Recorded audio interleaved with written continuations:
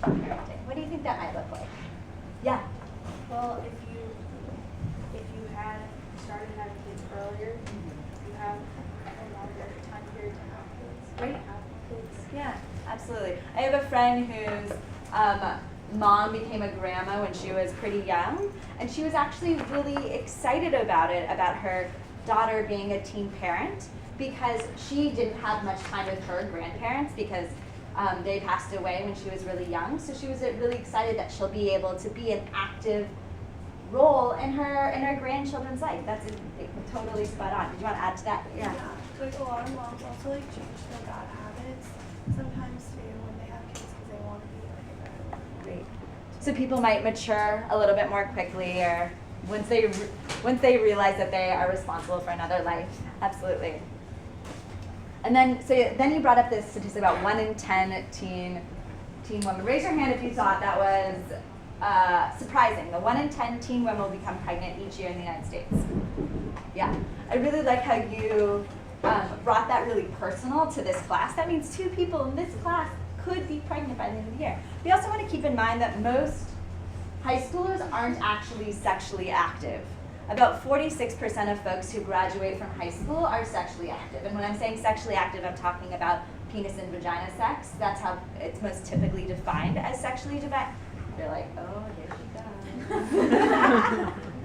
That's how most typically it's defined as sexually active. So the folks who are getting pregnant typically aren't necessarily 15, 16, 17, but more likely 17, 18, 19 who are getting pregnant.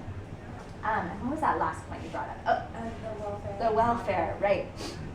So really looking at how a person's choice to parent as a teen doesn't exist in a vacuum. It doesn't exist, it doesn't just affect the individual family or the individual community, but there are statistics that support the impact that it has that ripples out to more of society.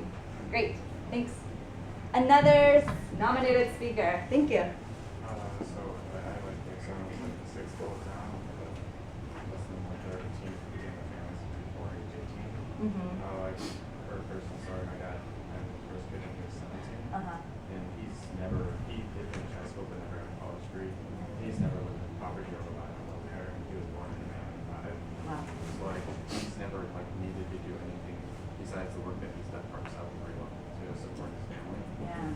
So, like, for me, it doesn't like seem that it's totally all these facts should be true. Absolutely. Well, thank you so much for sharing your personal story and really showing that there are many stories that go into these statistics, and yours is really relevant and one that doesn't apply to this. So it's very much connected to what you were saying. You're showing the other side of these statistics, so that this isn't everyone, and sometimes people are able to sustain a family and not use welfare, despite being a teen parent. Thanks. Any other nominated? Yeah, thanks. So we were wondering, because it said that, I think it says in the sample or something, but that children born from teen mothers more frequently have health issues, and we were wondering if that's because they don't go for prenatal care as much, or if it was because of the teen mothers' actual bodies. Right. Yeah, great. I am having a hard time to see you. Oh, great. Yeah. That's a really great question. And I think a lot of that has to do with access to healthcare as a teen parent and how that might be different than access to healthcare when a person's a little bit older, and how that access to prenatal care really can affect a fetus and a baby. Yeah. Well, like adding on to that, I think it's like there's so much bad light cast on teen parenting too that people are embarrassed. Like, teen parents so they don't want to go in and admit that they need help. Yeah, and we see, so what you're really talking about is the stigma around teen parenting being a barrier to healthcare. And we see that not only with teen parenting, but my job, talking about getting access to sexuality and birth control services or STD testing. Often it's the stigma that surrounds it that is a barrier for people to access those services. It's a great point. Any other things that folks want to share? How about from this group? What did y'all talk about? The one that talks about how the children of teen mothers are at great risk. And I thought that was interesting because I thought that most of the time, like, you wait to have kids because you're not mentally ready rather than physically, so I didn't know why it would affect the baby. Which one is that? The one, children of teen mothers is great. Great. Yeah, great. So not only, so we're looking at the one that's third from the bottom.